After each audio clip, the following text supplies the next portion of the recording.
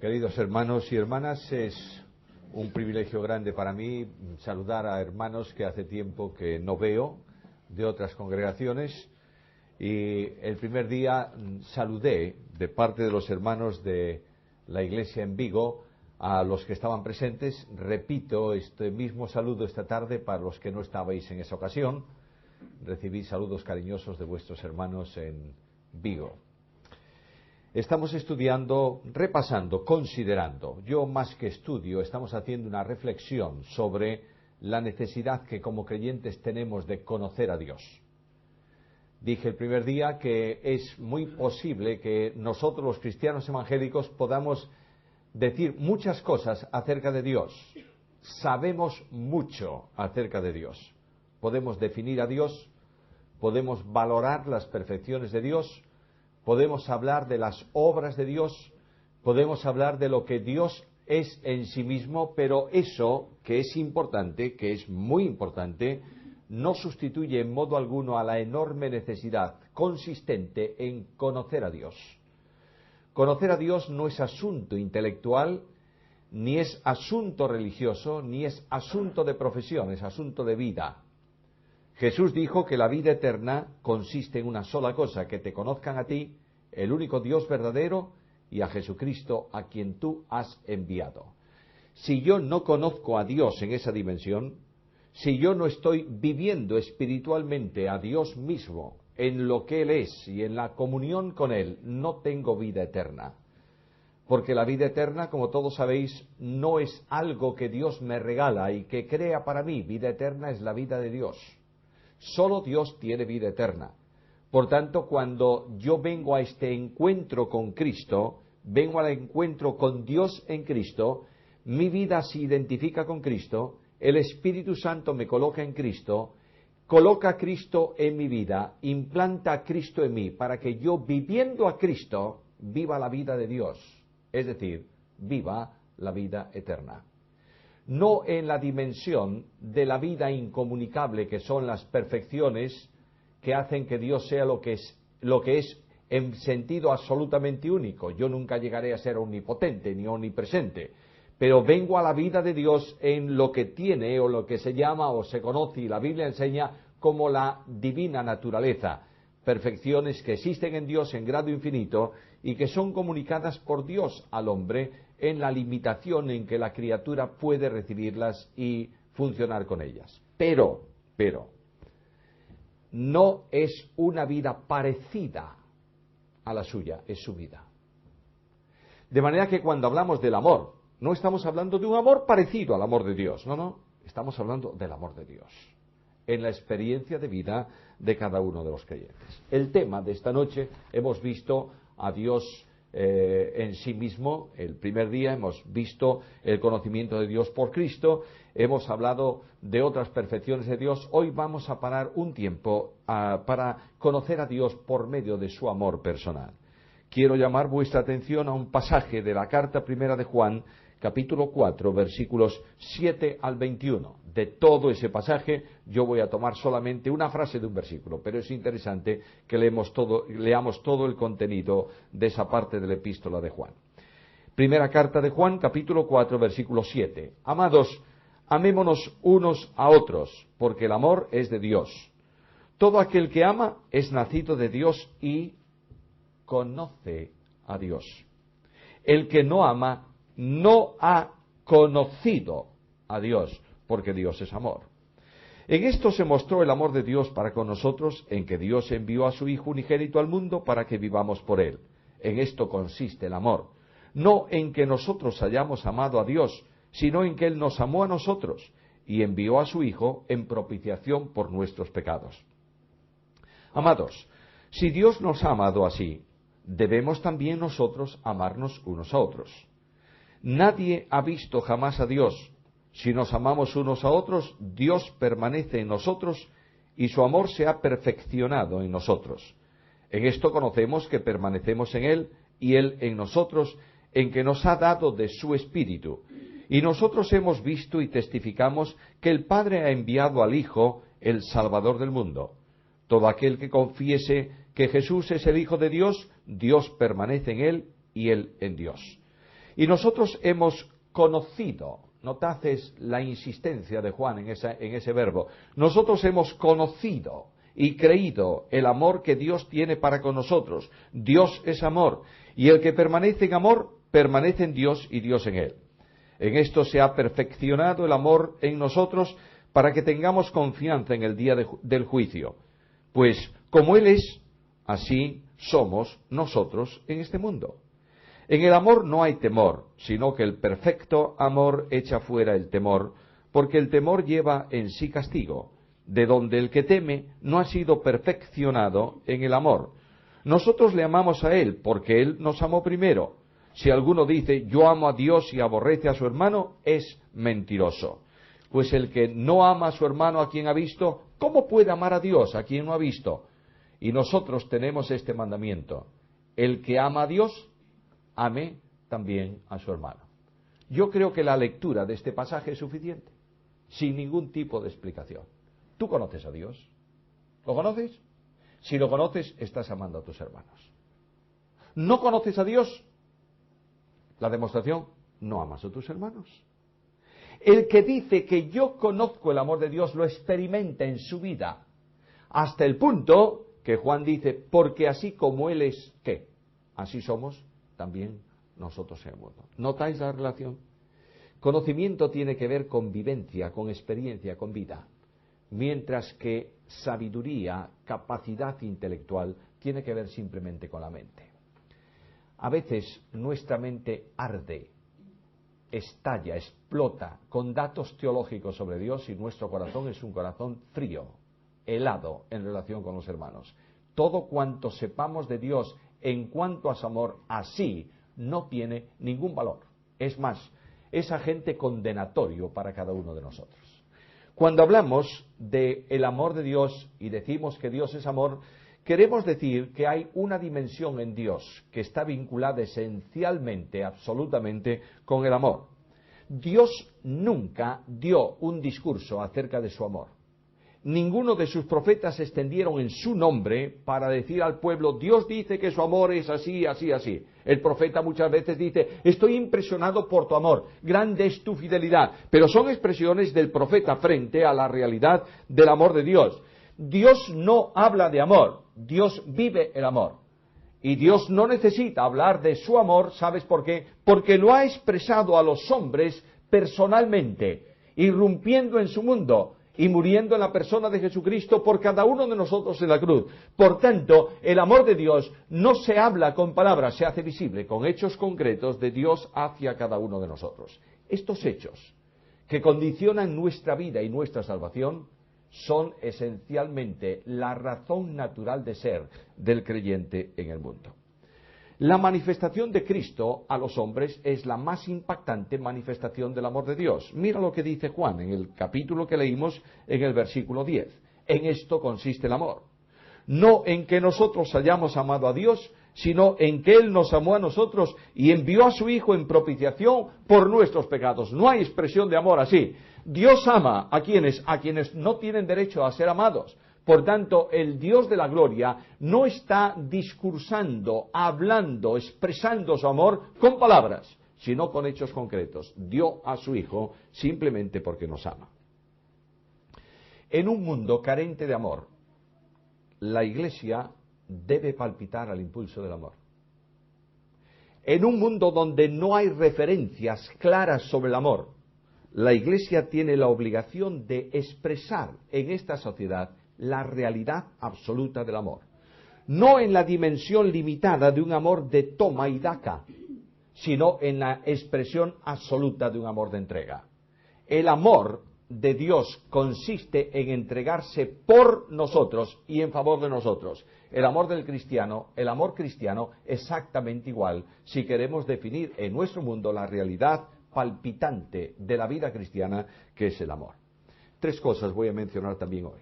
En primer lugar, el amor de Dios. En segundo lugar, las características de ese amor. Y finalmente, el conocimiento, es decir, la consecuencia que opera en mi vida el amor de Dios. Primeramente, pues, el amor. La Biblia enseña tres cosas sobre la misma naturaleza de Dios. Esas tres cosas están escritas por Juan. En los escritos de Juan, se define a Dios de tres maneras. En primer lugar, Juan dice, en Juan Evangelio capítulo 4, versículo 24, Dios es espíritu. Es una verdad absoluta. Dios es espíritu, espíritu infinito, que se manifiesta visiblemente a nosotros por medio de Jesucristo. De manera que el Dios de la gloria, dije una de estas noches, el Dios de la gloria invisible, se hace visible por Cristo. Y Cristo viene al mundo de los hombres con un programa y un propósito: revelar a Dios, manifestar a Dios, expresar a Dios. Cuando preguntamos, lo dije también el otro día, ¿cuál es la misión de Cristo? Generalmente decimos es misión salvadora, es decir, viene para salvar a los pecadores. ¿Es verdad? Sí que es verdad, pero viene para revelar a Dios. Dios, habiendo hablado muchas veces en otro tiempo por los profetas a nuestros padres, en los postreros días nos ha hablado por el Hijo. Viene para dialogar, irrumpe con su palabra absoluta en el mundo de los hombres para expresar en Cristo la realidad de Dios. Dios es espíritu. No un espíritu que puede ser comparado con algún otro espíritu, con un gran ángel. Es el espíritu infinito, perfecto, absoluto. Juan dice, Dios es espíritu. Por eso yo no puedo comprender intelectualmente a Dios, porque al Espíritu de Dios y a su revelación solo se puede entender espiritualmente. Solo el hombre nacido del Espíritu capta esa realidad vivencial y conoce a Dios como el Espíritu perfecto, porque el Espíritu de Dios mora en cada uno de nosotros. Segunda definición de Juan en relación con Dios: Dios es luz. Carta primera, capítulo 1, versículo 5. Quiere decir Juan que Dios es un ser opuesto absolutamente a tinieblas. Cuando tú enciendes una luz, las tinieblas desaparecen. De manera que las tinieblas es la antítesis de la luz. No pueden convivir, no pueden existir. Apagamos la luz, se produce oscuridad, no absoluta, pero se produce oscuridad. Encendemos la luz inunda y esparce las tinieblas.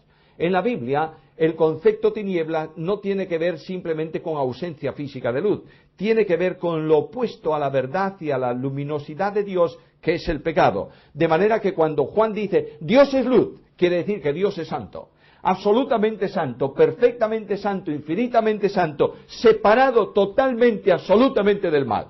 El pecado no puede existir en el entorno de Dios, porque el pecado es tinieblas y Dios es luz. Juan dice, Dios es espíritu, Dios es luz. Y viene ahí, en ese mismo capítulo 4, a la tercera definición de Dios. Dios es amor. ¿Lo has leído con calma? No dice Juan, Dios ama. Juan dice, Dios es amor esencial en sí mismo. De otra manera, Dios no ama simplemente porque es amor. Es que no puede dejar de amar, porque en el dejar de amar, si Dios pudiera dejar de amar, estaría condenando su propia vida. La vida de Dios, la naturaleza de Dios es amor. Por tanto, Dios ama expresando esa realidad. De la misma manera que en donde Dios está siempre hay luz. De la misma manera en donde Dios está siempre hay amor.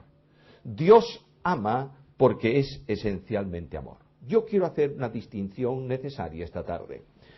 Nosotros estamos hablando generalmente del amor de Dios y sabéis muy bien que el amor de Dios se manifiesta en la Biblia en dos grandes dimensiones. Por un lado está la gracia, por otro lado la misericordia. La gracia es el amor en descenso por el cual Dios se obliga a venir al encuentro del pecador.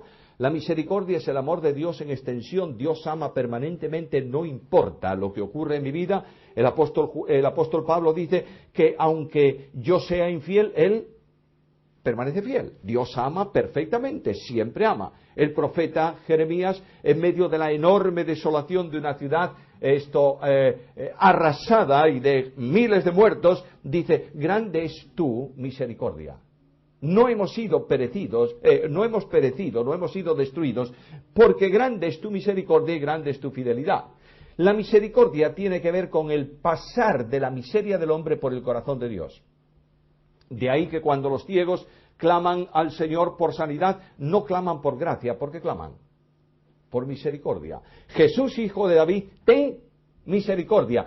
Pasa mi miseria por tu corazón y provee de lo que es necesario para resolverla. Amor, gracia, misericordia. Pero esencialmente olvidamos dos palabras a las que a veces le damos el mismo significado. La Biblia dice, Jehová es bueno, ¿verdad? Sí lo dice. Fortaleza en el día de la angustia.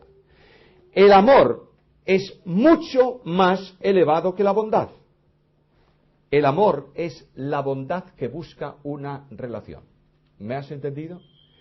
¿El Dios de la Biblia es bueno? Claro que es bueno. ¿Siempre bueno? Siempre. Pero el Dios de la Biblia que es bueno actúa hacia toda su creación y hacia nosotros con amor. Por tanto, el amor de Dios es superior a la bondad de Dios, porque el amor de Dios es la bondad de Dios que busca una relación personal con la criatura. ¿Qué quiere decir esto? Quiere decir que cuando tú lees el versículo Dios es amor, estás expresando una verdad bíblica en la cual manifiestas una perfección divina por la que Dios se comunica, por la que Dios abre un canal de comunicación con la criatura. El amor de Dios es lo que ha llevado a Dios a revelarse al hombre. Porque Dios ama a la criatura y no quiere que se pierda y quiere que tenga vida eterna y quiere que no sea condenada, Dios se revela, Dios se manifiesta. En esa revelación se expresa el amor de Dios. El amor de Dios en esa dimensión absoluta lleva a Dios a buscar al pecador. Yo no sé si te has parado un poco en esto. A veces nosotros pensamos que es el hombre el que busca a Dios. Yo sé que esta tarde en este lugar podría pedir testimonios de salvación de muchos de los presentes. Y estoy seguro que muchos me diríais más o menos así. Yo un día sentí la necesidad de buscar a Dios. Desde que yo era pequeño estaba buscando a Dios. Yo corrí siempre buscando a Dios. ¿Es verdad? No dudo, es verdad. ¿Estás buscando a Dios? Sí. Pero ¿sabes por qué lo haces? Porque Dios te estaba buscando a ti. Cuando yo voy al Evangelio de Lucas en el capítulo 19 y en el versículo 10 que leo, el Hijo del Hombre vino para buscar y salvar lo que estaba perdido. ¿Por qué lo haces tú? Porque el hombre natural no tiene interés en Dios. Cuando tú lees la caída del primer hombre, nuestros primeros padres en el huerto de Edén, el hombre y la mujer pecan, ¿y qué es lo que hace el hombre? Busca rápidamente a Dios para decirle, perdóname, mira cómo estoy. Hace eso. La Biblia dice que el hombre fue y se escondió. ¿Y quién busca a ese pecador? Lo busca Dios. Adán, ¿dónde estás tú? Y pasa el tiempo. Y el profeta Isaías dice estas otras palabras. Todos nosotros nos descarriamos como ovejas. ¿Y qué? Cada cual se apartó por su camino. Otro texto evidente que dice que el hombre no busca a Dios. ¿Quieres un texto del Nuevo Testamento? Romanos capítulo 3, versículos 10 en adelante. No hay justo ni a uno. No hay quien entienda. No hay quien busque a Dios.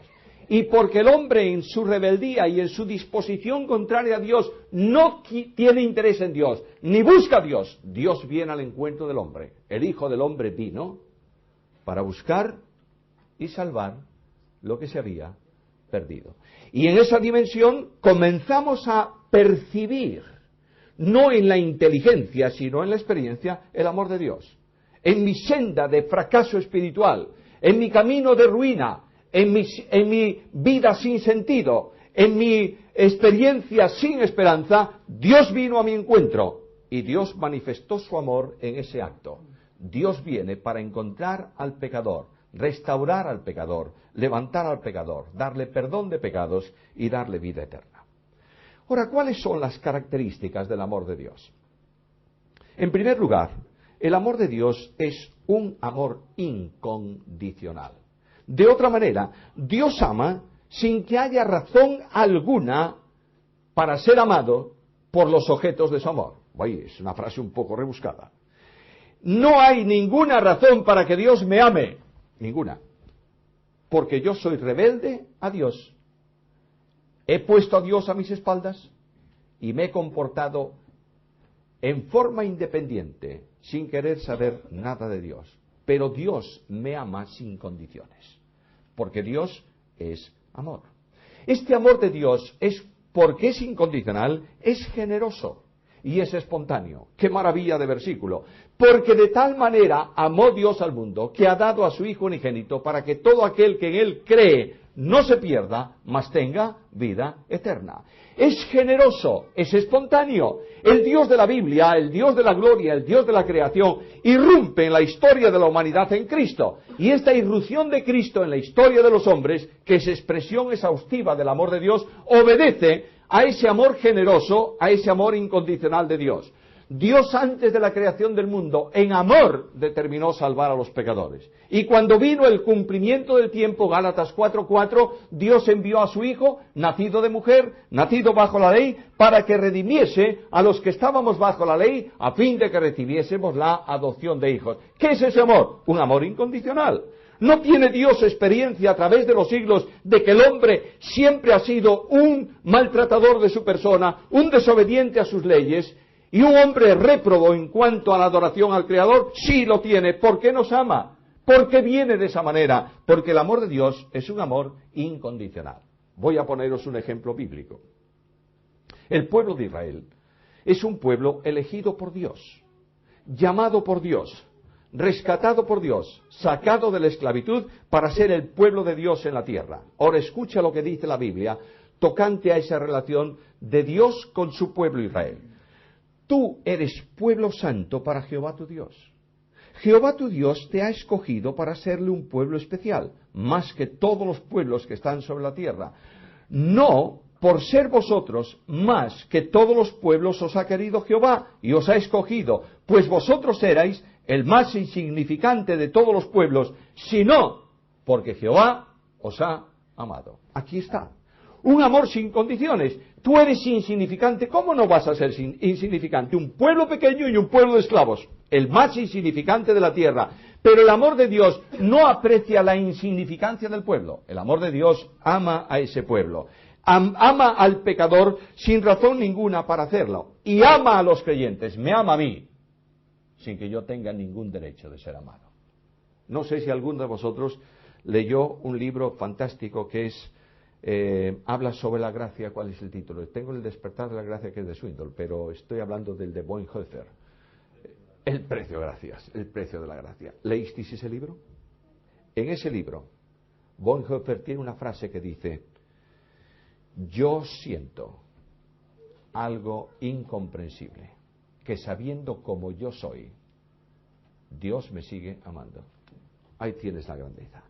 Yo como creyente fracaso, tropiezo, caigo, no cumplo mis promesas, no ejecuto buenas acciones, soy una persona así, pero lo que yo sí sé es que a pesar de mis muchas imperfecciones, Dios me sigue amando.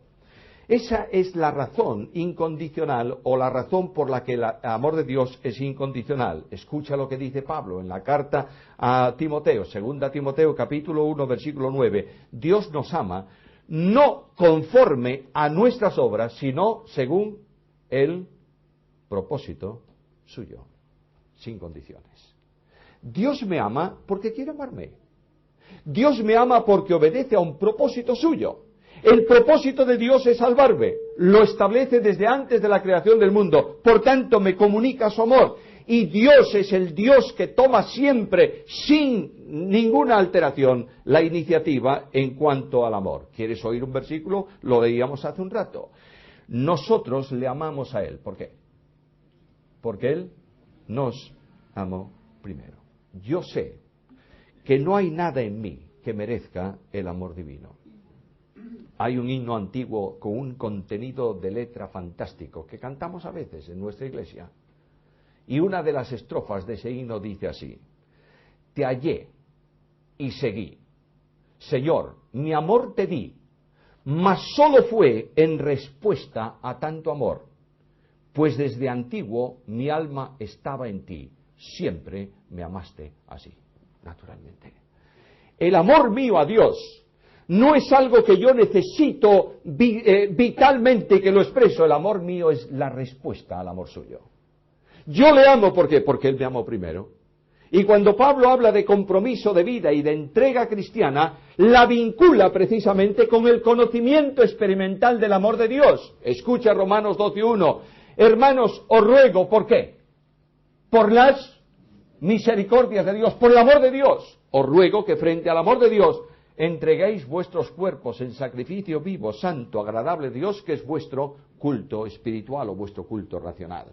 De manera que frente al amor de Dios, al impacto de ese amor, yo no puedo sino responder al amor de Dios, amando como fui amado. En esa dimensión admirable en que Dios me ama sin condiciones, yo tengo que amar también. El amor de Dios, además de ser incondicional, es soberano. Ayer hablábamos de soberanía, ¿verdad? Yo sé que el atributo de la soberanía no nos gusta a ninguno. ¿Sabes por qué? Porque coloca a Dios en su sitio y a mí en el mío. Cuando yo creo que Dios es soberano y que es el Rey de Reyes y el Señor de Señores, Él es Dios. ¿Y yo qué soy? Pues soy pequeño, pobre, necesitado, infinitamente menor que Él, por supuesto, de manera que cuando yo hablo de soberanía, y lo hablo en el sentido bíblico, digo, Señor, tú eres Dios. Y te agradezco mucho que me ames, siendo Dios y yo siendo la criatura. Pero la Biblia enseña la soberanía del amor de Dios en su acción. Dios es soberano y determina en soberanía amar al pecador. De modo que el amor funciona en sintonía absoluta con su soberanía. Escucha la Biblia, leo la Escritura, Efesios 1:5, en amor, habiéndonos predestinado para ser hijos suyos por medio de Jesucristo. ¿Cómo? ¿Y por qué lo hace? ¿Cuál es la razón que tiene Dios para hacerme a mí hijo suyo por medio de Cristo? ¿Cuál es? Escucha, según el puro afecto de su voluntad. Soberanía. Porque Dios es soberano y decide amar al pecador, le otorga la redención, el perdón de los pecados y la vida eterna y lo incorpora en Cristo como hijo suyo en su casa. El amor de Dios es un amor soberano. El amor de Dios es un amor infinito. Del mismo modo que Dios es infinito, las perfecciones de Dios son infinitas también como Él. La Biblia habla permanentemente en forma hiperbólica de la grandeza del amor de Dios. Leo uno de los muchos textos, lo hago del Nuevo Testamento, para que veamos que el pensamiento del Antiguo y del Nuevo coinciden absolutamente en cuanto a las perfecciones de Dios. Efesios, capítulo 2, versículo 4. Dios es rico en misericordia, por su gran amor con que nos amó. De manera que me está diciendo Pablo dos cosas. La misericordia de Dios es de un raudal infinito, es rico. Es una riqueza desbordante, llega para todos. En segundo lugar, esa misericordia se produce a causa del gran amor, del infinito amor con que nos amó. Dios necesita un amor tan grande, ¿sabes? ¿Para qué? Para amar a pecadores tan grandes como nosotros. Cuando leo la carta a los Efesios, una impresionante carta, hay un versículo que ha causado mucha polémica, mucha confusión, muchos problemas, cuando dice que el Señor Jesucristo descendió a las partes más bajas de la tierra. Y sobre ahí se ha montado una enorme teología, no sé de dónde sale, del posible descenso de Cristo al Hades, no sé cuántas cosas más. Bueno, dejémoslo ahí, no entremos en ese tema esta tarde, que es un tema complicado. Lo que quiere decir Pablo es algo muy sencillo. El Dios de la Biblia, para salvar al más grande de los pecadores, tuvo que bajar, descender al lugar de ese pecador. Por tanto, descendió a lo más vil, a lo más bajo de la tierra. Y en razón de eso, el Dios de la Biblia se hizo pobre siendo rico, para que nosotros con su pobreza fuésemos enriquecidos. ¿Te has parado a pensar en esa frase? ¿Que Cristo se hizo pobre? ¿En qué sentido? ¿Cuando Cristo viene al mundo es Dios o no? Sí. ¿Las perfecciones divinas son propias de Él? Claro que sí. ¿Qué dice la Biblia? ¿Qué dice el Padre desde el cielo en testimonio de su Hijo? Tú eres mi Hijo amado. ¿Qué dice el apóstol sobre Cristo? Que Dios hizo todo en Cristo, por Cristo y para Cristo. Cuando el Hijo de Dios está en la tierra, ¿es algo diferente al unigénito del Padre? No. Es el unigénito del Padre. ¿Quiere decir que el Padre no tiene otro hijo como ese? No. Por tanto, todo lo que el Padre ha hecho en el Hijo, lo ha hecho también ¿para quién? Para el Hijo. ¿En dónde está la pobreza? Si todo es suyo, ¿dónde está la pobreza? Cuando tú estudias este término de pobreza en relación con Dios, tienes que entenderlo en la dimensión de que Dios no tiene ya más posibilidades de dar más de lo que ha dado. Imagínate que tú vas por la calle y tienes ahí un pobre en la esquina y tú llevas en tu bolsillo por todo tu capital €1 y el pobre te pide una limosna y tú le das el euro. ¿Cuánto tienes? Nada. Viene otro pobre y te dice, ¿me puedes dar algo? ¿Y tú qué le dices? No tengo nada. Es decir, soy tan pobre como tú, porque no tengo nada que darte para socorrer tu necesidad.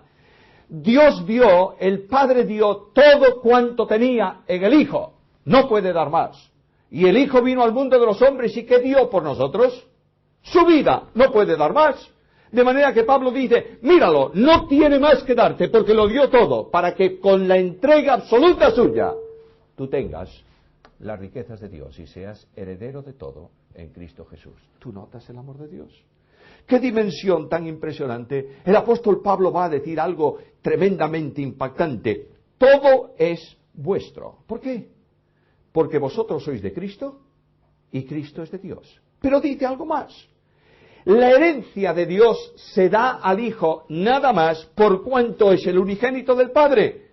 Pero estando nosotros en Cristo, Pablo dice, sois herederos de Dios y coherederos con Cristo. De manera que el amor de Dios es infinito.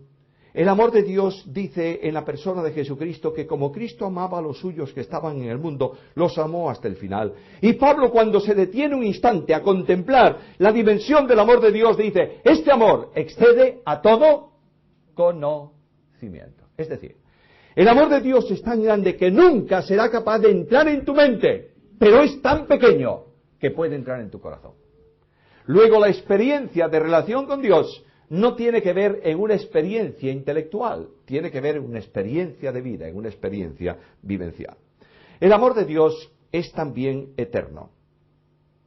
Como Dios es eterno, el amor de Dios fluye hacia nosotros ¿desde dónde? Desde la eternidad. Sé que vais a quedar aburridos de esta cita, pero voy a insistir en ella, porque es necesaria, es capital.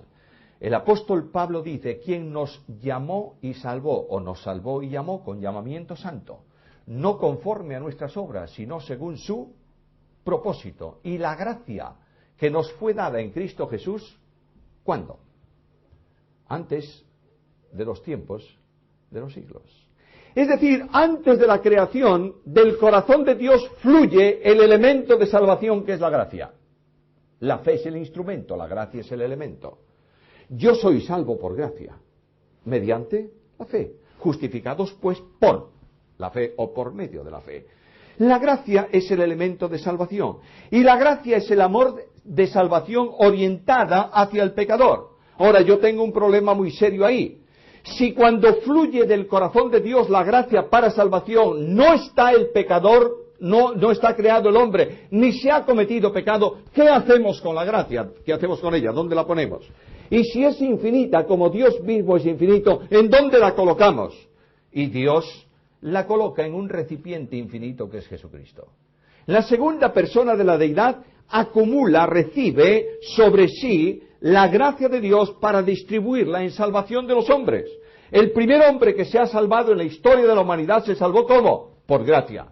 Y el último hombre que se salve en la tierra antes de cielos nuevos y tierra nueva, ¿por qué se va a salvar? ¿Por gracia?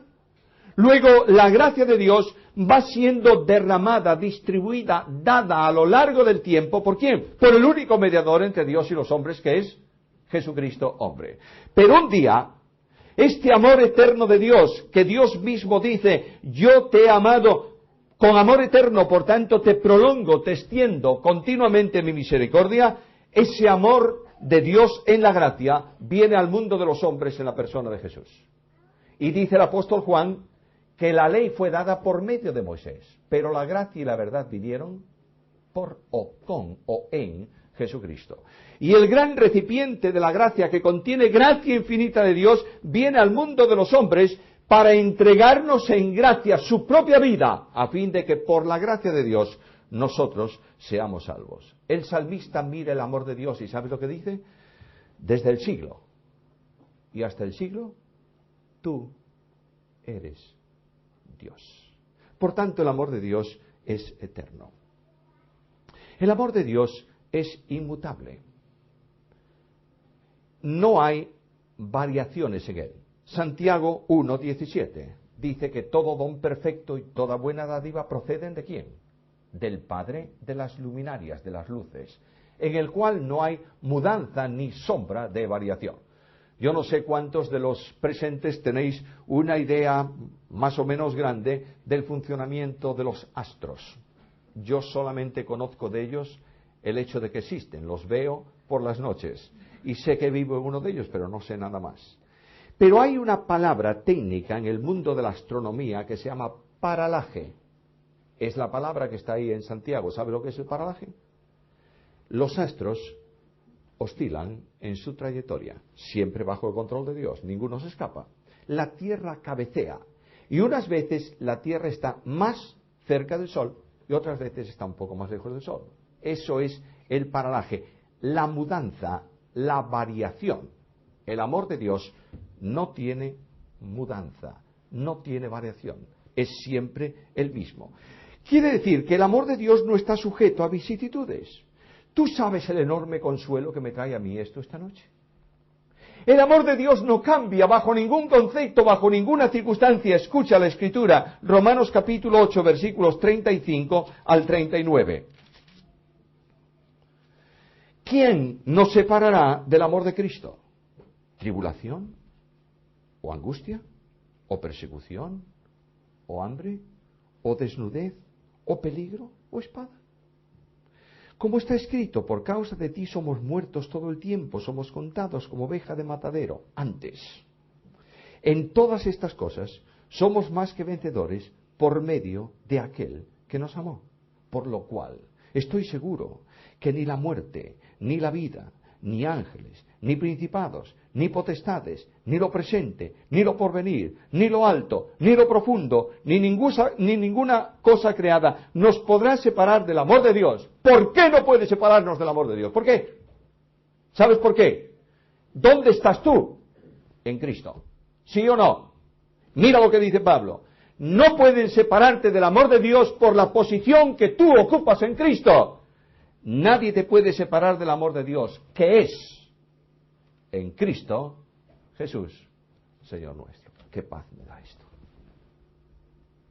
No hay nada que pueda separarme del amor de Dios. Y cuando tengo un problema espiritual, y cuando tropiezo en mi andadura cristiana, y cuando cometo un grave pecado, ¿qué? Lo mismo. No hay nada que pueda separarte del amor de Dios. El amor de Dios es inmutable. Este amor lleva a Dios a perdonar ya cualquiera de mis transgresiones.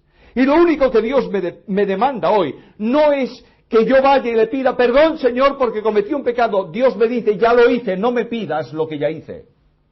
Cuando yo cometo un pecado, cualquier pecado ha sido puesto ya en Cristo o no.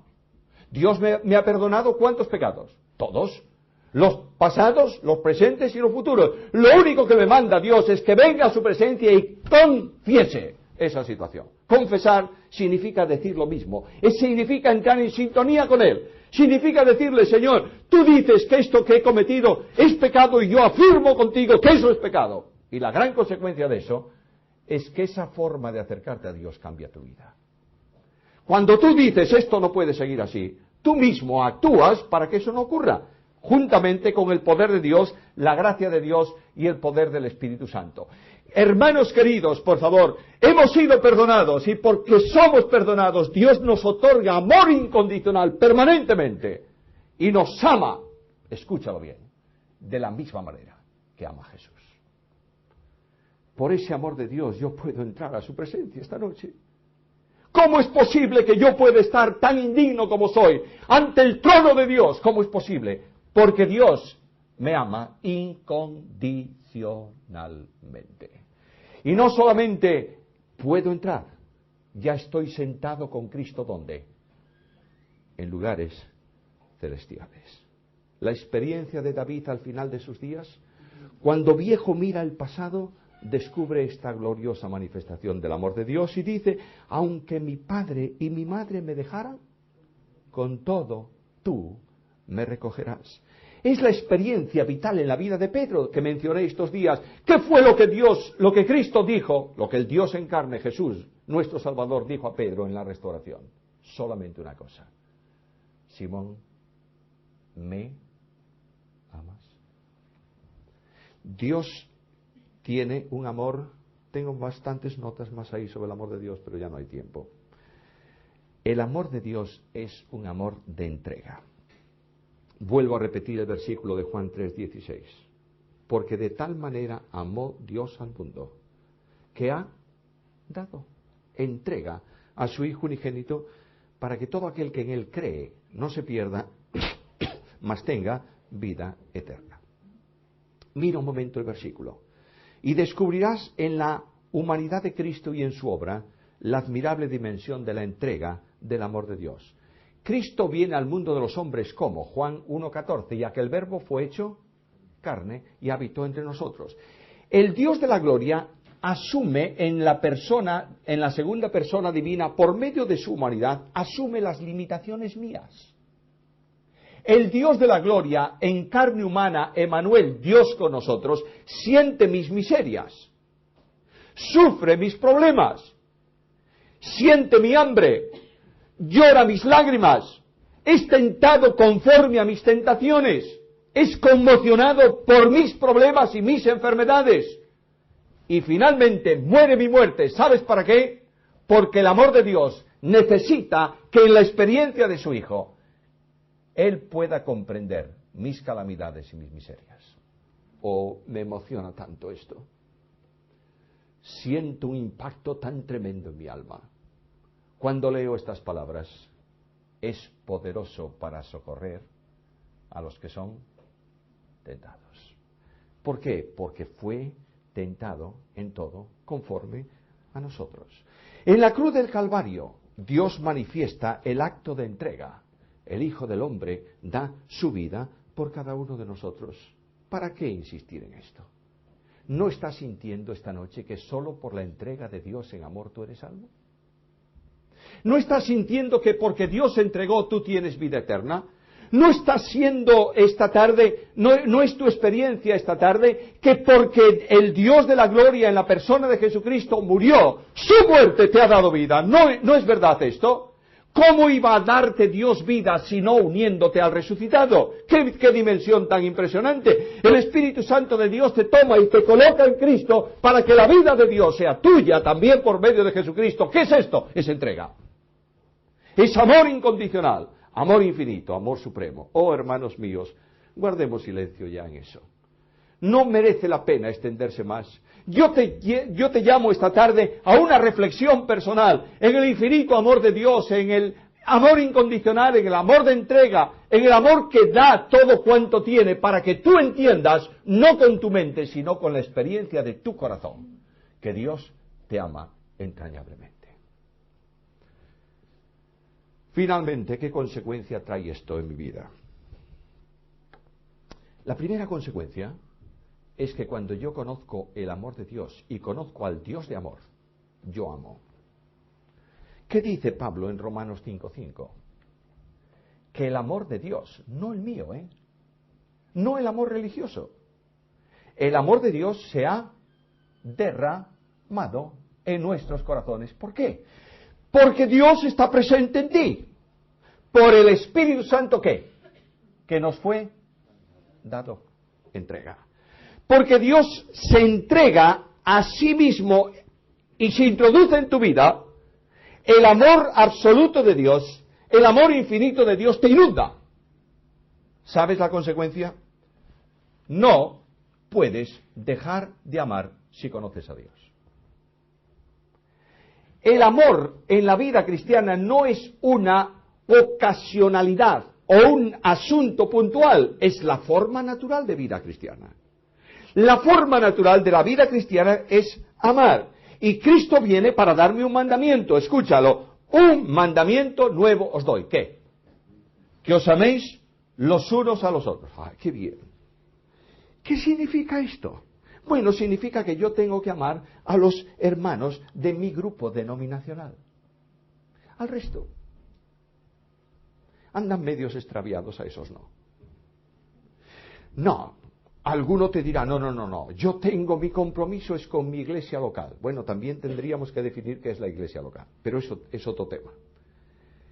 Mi iglesia local, amo a estos entrañablemente. ¿Y a los de la iglesia de la calle de enfrente qué? Bueno, esos son un tanto raros. Y fíjate cómo son. Dios me manda que yo ame como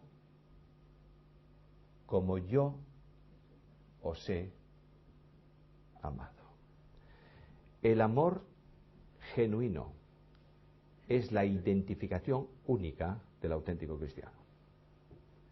Jesús dijo, en esto conocerán todos que sois mis discípulos. ¿Cómo? Si tuvieseis amor los unos para con los otros. Si no amamos de esta manera, no tenemos mensaje de evangelio que predicar. Yo no puedo decir Dios es amor.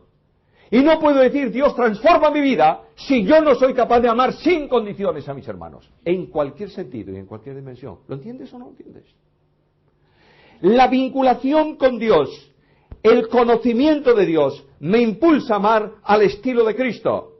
Y quiero decirte que como maridos, los presentes aquí, tenéis la obligación de amar a vuestras esposas así, de esa manera.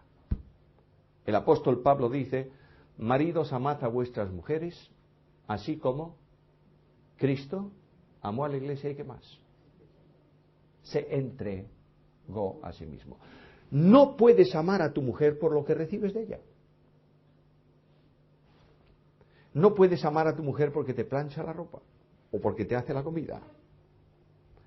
Tú amas a tu mujer por necesidad de amar. Si no, no amas cristianamente a tu mujer. El amor te constriñe hacia el amor. El amor de Dios en ti te impulsa a amar como Cristo amó. Y yo quiero advertirte hoy con la autoridad de la Biblia de algunos problemas que algunas personas a veces tenemos en relación con el amor. Mira esta advertencia solemne de Juan, capítulo 4, versículo 7. Amados, amémonos unos a otros, porque Dios es amor. Escucha, por favor. Todo aquel que ama es nacido de Dios y conoce a Dios. A veces nosotros preguntamos, sobre todo a un recién convertido o a un joven de la iglesia, más bien a los jóvenes, os quiero muchísimo a los jóvenes. Y veo a los jóvenes mirando y digo, ¿qué rollo? Voy a hablaros un poquito por ahora. Viene una persona, un joven, dice, bueno, yo quiero bautizarme. Fantástico. Y el pastor de la iglesia, los líderes de la iglesia, los ancianos de la iglesia, no sé quién, dice, bueno, muy bien, pues vamos a ver, ¿y cómo fuiste salvo? Cuéntame. Pues mira, estaba una vez en un campamento de verano y el monitor del campamento me dijo, ¿sabes que Cristo puede venir esta noche y si no crees te vas a quedar? Y yo dije, qué problema. Y después de eso me dijo, ¿tú quieres recibir a Cristo? Los que quieran recibir a Cristo, levanten la mano. Y yo levanté la mano. Y tú puedes levantar las dos manos y los pies y no recibir a Cristo. ¿Sabes si recibiste a Cristo? ¿Sabes si es verdad eso? Si amas a tus hermanos. Si no amas a tus hermanos, Juan dice, no conoces a Dios. Y el que no conoce a Dios no tiene vida eterna. ¿Lo entiendes o no? Frente a este mandamiento tan simple, a esta experiencia de vida, la Iglesia cristiana hoy está dando el triste espectáculo de las contiendas, de las riñas, de los malos entendidos, porque conocen intelectualmente, pero no vivimos a Dios. La realidad de la experiencia, versículo 20, si alguno dice yo amo a Dios y tiene en segundo plano a su hermano, aborrecer ahí no significa hacerle cualquier felonía. Significa simplemente tú no vales para nada. Y aborrece a su hermano es un mentiroso. Porque el que no ama a su hermano a quien ha visto, ¿cómo puede amar? ¿Cómo puede decir que ama a Dios a quien no ha visto? Es algo inequívoco, hermanos amados, mis queridos hermanos. Llevo muchos años en el ministerio, prácticamente 30. Conozco las iglesias en España y fuera de España, yo diría bastante bien. Me asombra ver que en el tiempo de hoy hay hermanos que levantan un altar a la doctrina y queman el amor en ese altar. Como si Cristo dijese que lo que iba a distinguir a su iglesia era la misma manera de pensar y de creer. No es así. No es así. Es importante la doctrina, por supuesto. ¿Cómo no va a ser importante? Todo lo que dice la Biblia es importantísimo, procede de Dios. Pero quiero decirte que el mundo no va a creer en Cristo si no ve en ti el amor de Dios.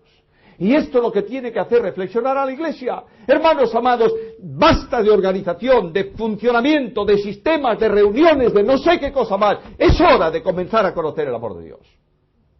Y si tú no eres capaz de conocer el amor de Dios, no puedes ministrar en la iglesia. ¿Sabes por qué? Porque Pablo dice que si tengo todo y no tengo amor, vengo a ser como metal que resuena y címbalo que retiñe. Quiero decirte con la autoridad de la palabra que si tú ministras en la iglesia y no lo haces impulsado por el amor de Dios, solamente tu ministerio es ruido que molesta a la iglesia y que molesta a Dios. Dejémonos de historias, por favor. Dejémonos de tradiciones. Dejémonos de sistema. Yo necesito conocer a Dios y conocer su amor. Porque ¿sabes qué necesito yo? Algo que no puedo alcanzar por mí mismo. Ninguno busque su propio bien, sino el del otro. Esto es imposible. Dice un refrán español que el amor bien entendido comienza por uno mismo. Ah, es verdad. Este es el amor egoísta del mundo. Pero Dios me amó y buscó mi bien y no el suyo. ¿Quieres oírlo en las palabras de la Biblia? El cual, siendo en forma de Dios, no estimó el ser igual a Dios como cosa que aferrarse, sino que se despojó a sí mismo, tomando forma de siervo, hecho semejante a los hombres, y estando en la condición de hombre, se humilló a sí mismo, haciéndose obediente hasta la muerte y muerte de cruz. ¿Basta el pasaje? No, Señor. Haya en vosotros este mismo sentir que hubo en Cristo Jesús. Esto es lo importante, esto es lo capital. Estos días hablábamos también de compromiso en la obra. Bueno, están bajo el compromiso de la iglesia hoy, ¿verdad? ¿O no? Bueno, la vuestra no. Pero el compromiso en general es pequeño, ¿no es así? Ahí están los líderes de la iglesia arrastrando el carro de la iglesia con la lengua fuera y nadie echa una mano.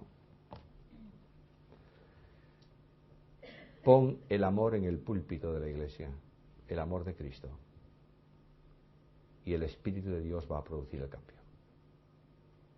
Porque Pablo dice, el amor de Cristo es el que nos constriñe. Pensando esto, que si uno murió por todos, luego todos murieron, y por todos murió para que los que vivan no vivan para sí, sino para quién. Para aquel que murió y resucitó por ellos. Si la cruz de Cristo y el amor de Dios no cambia tu vida, no hay nada que la pueda cambiar. Necesitamos el impacto del amor de Dios, el conocimiento del amor de Dios, para ser capaces de impactar al mundo. Leí hace un tiempo un relato de experiencias misioneras modernas. Y en medio de las experiencias misioneras modernas hay allí una que procede de la experiencia de uno de los pastores de iglesias perseguidas durante el tiempo de la persecución en la Unión Soviética. Hoy no es así, gracias a Dios. Donde personas fueron deportadas a Siberia simplemente por el hecho de su fe, no por otra cosa. Y uno de ellos era un pastor de una iglesia, fue deportado allí. Y él allí, en medio de su situación, juzgado, golpeado, etcétera, etcétera, etcétera, siguió predicando a Cristo y viviendo a Cristo.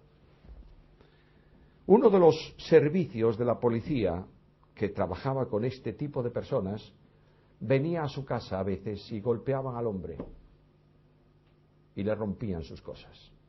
Una noche de invierno, fría, como todas las noches siberianas, se presentaron dos en la casa del pastor. Su esposa estaba haciendo la cena, el pastor en el despacho, y entraron en la casa, llamaron y entraron, y la mujer se puso delante de ellos y les dijo: por favor, no peguen a mi esposo. Y ellos fueron al despacho donde estaba él, conocían el camino. Lo insultaron, lo amenazaron, lo levantaron, lo movieron, le rompieron lo que tenía encima de la mesa, bajaron varios estantes de libros de la biblioteca al suelo, y cuando ya se iban, el hombre salía detrás de ellos, y al llegar a la altura de la cocina le dijo a la esposa: ponle un plato de sopa caliente a estos hombres, que la noche está fría. Y se fueron. Una semana después, uno de ellos se presentaba a su superior y le dijo: quiero salir de este servicio. ¿Por qué? No estoy dispuesto, dijo él, a volver otra vez a ofender a este hombre. Le mencionó el nombre. Y el oficial le dijo: ¿qué pasa? ¿Eres tú también cristiano? ¿Crees que Cristo existe? Y él le dijo: mire, sé que existe porque lo he visto la semana pasada. Y le contó la historia. Y le dijo: solo Cristo es capaz de poner un plato de sopa caliente a aquellos que han venido a golpearle. Hermanos míos, yo no os pido martirio. No os pido un compromiso de vida en esa dimensión. ¿Sabes lo único que te pido esta noche? Es que tú digas a Jesús: quiero conocerte, Señor. Quiero conocer tu amor. Quiero que tu amor sature mi vida, porque yo necesito amar, no por mandamiento, sino por comunión contigo. Necesito ser como tú. A veces cantamos ese cántico: yo quiero ser como tú. Oh, queridos míos, que la gracia de Dios sature vuestra vida. Que el amor del Padre se manifieste en vuestra experiencia. Que la Iglesia viva un tiempo de gracia profunda entre creyentes, amándonos entrañablemente, como hemos sido amados. Y entonces podremos decir al mundo que el mensaje del Evangelio es un mensaje de amor.